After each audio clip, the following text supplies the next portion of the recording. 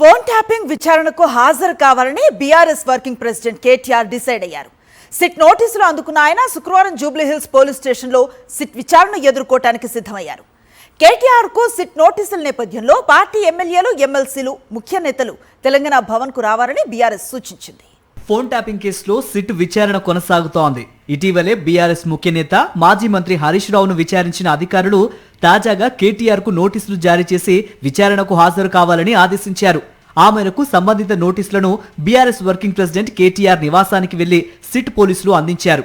Phone tapping వ్యవహారంపై రాష్ట్ర ప్రభుత్వ వైఖరిని తప్పుబడుతున్న బీఆర్ఎస్ పార్టీ వర్కింగ్ ప్రెసిడెంట్ కు నోటీసులు ఇవ్వడంపై తీవ్ర స్థాయిలో మండిపడుతోంది. శుక్రవారం సిట్ విచారణకు హాజరవుతున్నట్టు కేటీఆర్ సిరిసిల్లలో ప్రకటించారు. సిట్ అంటే ఏముంటది బ్రదర్? సిట్ అంటే సిట్టు. రేవంత్ రెడ్డి గారు సిట్ అంటే సిట్టు, స్టాండ్ అంటే స్టాండ్. అది సిట్టు కాదు, పిట్టు కాదు. ఇచ్చిన హామీలు నిలబెట్టుకునే తెలివి లేదు. 420 హామీలు ఇచ్చి అడ్డగోలు అబద్దాలు చెప్పి అధికారంలోకి వచ్చారు. తప్పించుకోవాలంటే ఏం చేయాలి? అమలు చేయకుండా 6 గ్యారెంటీలు, 420 హామీలు, ఏదో ఒక రూపంలో అటెన్షన్ డైవర్షన్ గేమ్లు ఆడాలి. ఫోన్ ట్యాపింగ్ అనేది ప్రభుత్వాలు చేయవు, పోలీస్ వ్యవస్థ చేస్తుంది. ఆ పోలీస్ వ్యవస్థ కూడా చట్టానికి అనుగుణంగానే చేస్తుంది. ఏమన్నా చట్టం వ్యతిరేక కార్యక్రమాలు ఏమైనా జరిగితే చెప్పమనండి ఏం జరిగిందో.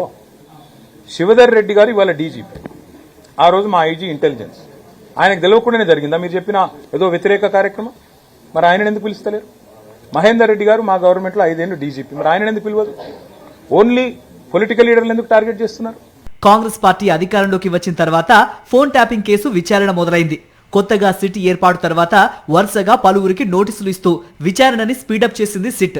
బీఆర్ఎస్ ఎమ్మెల్సీ నవీన్ రావుతో పాటు మాజీ ఎమ్మెల్యేలు చిరుమర్తి లింగయ్య, జైపాల్ యాదవ్లను విచారించి ఫోన్ ట్యాపింగ్ అంశంపై ఆరా తీసింది సిట్.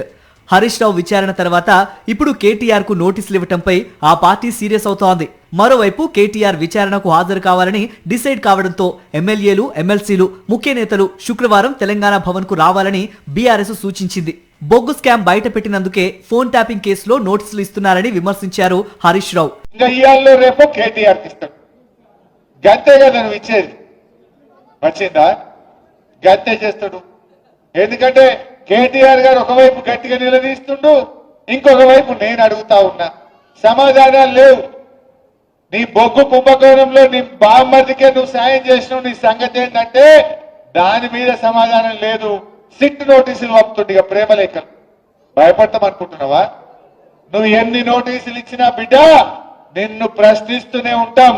ఫోన్ ట్యాపింగ్ కేసులో ముఖ్య నేతలకు వరుస నోటీసులు వస్తున్న నేపథ్యంలో ఈ కీలక అంశాన్ని న్యాయపరంగా ఎలా ఎదుర్కోవాలన్న అంశంపై బీఆర్ఎస్ అగ్రనేతలు కసరత్తులు చేస్తున్నారు.